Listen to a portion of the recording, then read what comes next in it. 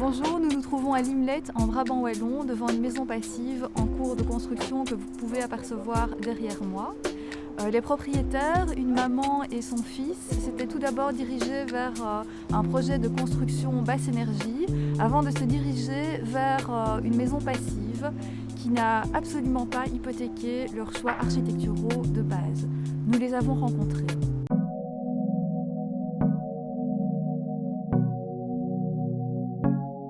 On est principalement parti sur cette idée grâce à l'architecte qu'on a rencontré, qui nous a vraiment bien aiguillés à ce niveau-là.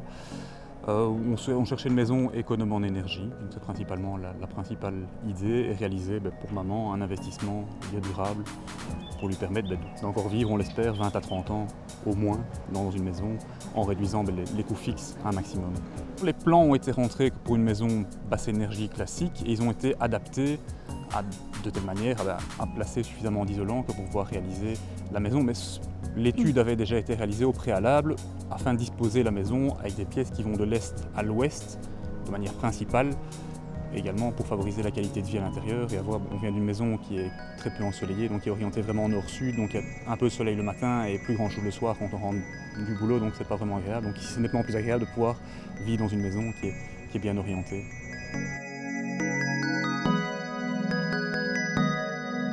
Est-ce que le coût de la passivité a été un frein? Non, ça n'a pas été un frein. Le projet est un peu moins rentable maintenant dans la mesure où les réductions d'impôts ont disparu à la fin de l'année 2011. Mais globalement, on reste sur un investissement qui est rentable sur 15 à 20 ans. Donc c'est un choix sur une durée long terme.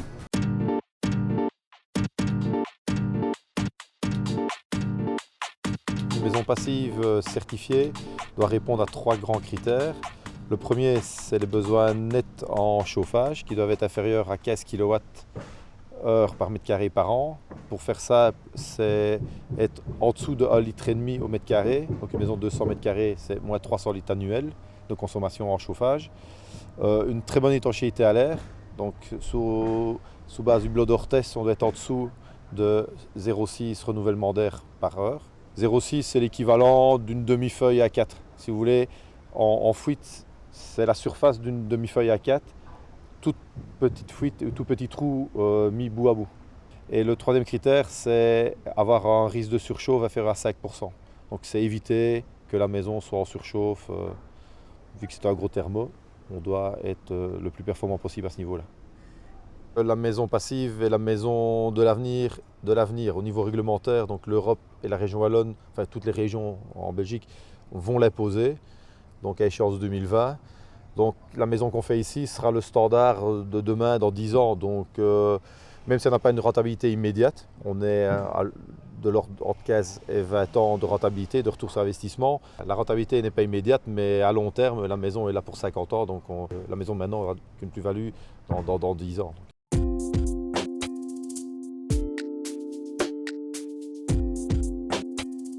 Je ne vous cache pas qu'on a fait un petit tour du marché, on est allé à droite et à gauche et on a finalement réalisé que Thomas et Piron nous faisait... D'abord il y avait une grande écoute, ça c'était un point de départ et que Thomas et Piron faisait des très bonnes réalisations point de vue rapport qualité-prix.